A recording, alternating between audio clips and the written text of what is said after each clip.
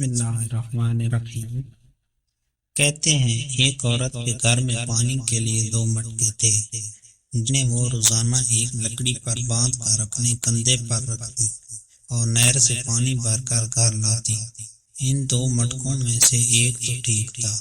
مگر دوسرا کچھ ٹوٹا ہوا تھا۔ ہر بار ایسا ہوتا جب یہ بڑھیا نہر سے پانی لے کر گھر پہنچتی تو ٹوٹے ہوئے مٹکی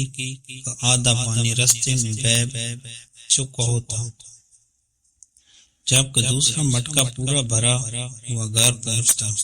ثابت مٹکا اپنی کارکردگی سے بالکل مطمئن تھا تو ٹوٹا ہوا بالکل ہی مایوس،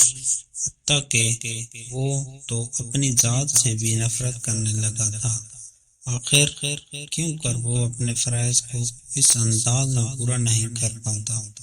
جس کی اس سے توقع کی جاتی، اور پھر مسلسل 2 سالوں تک ناکامی کی تلخی اور کڑواہٹ لیے ٹوٹے ہوئے گھڑے نے ایک دن اس عورت سے کہا، میں اپنی اس معذوری کی وجہ سے شرمندہ ہوں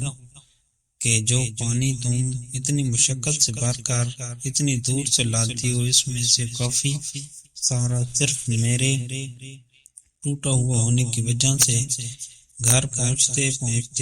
رستے میں ہی گر جاتا ہے۔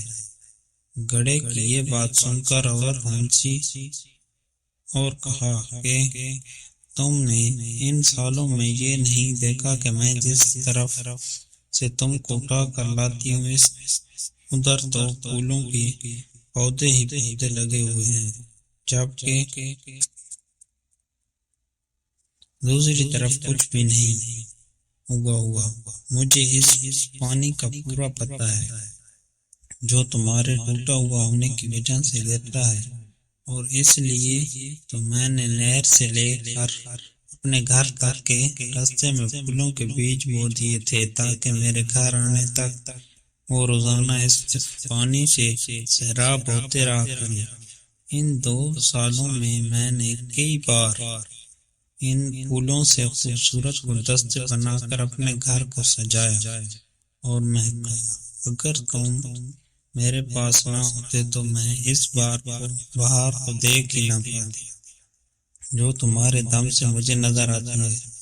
یاد رکھیے کہ ہر شخص میں کوئی نہ کوئی خامی ہے، لیکن ہماری یہ خامیاں معذوریاں اور ایسا ٹوٹا ہوا ہونا ایک دوسرے کے لیے عجیب اور پرتاثیر قسم کے تعلقات بناتا ہے۔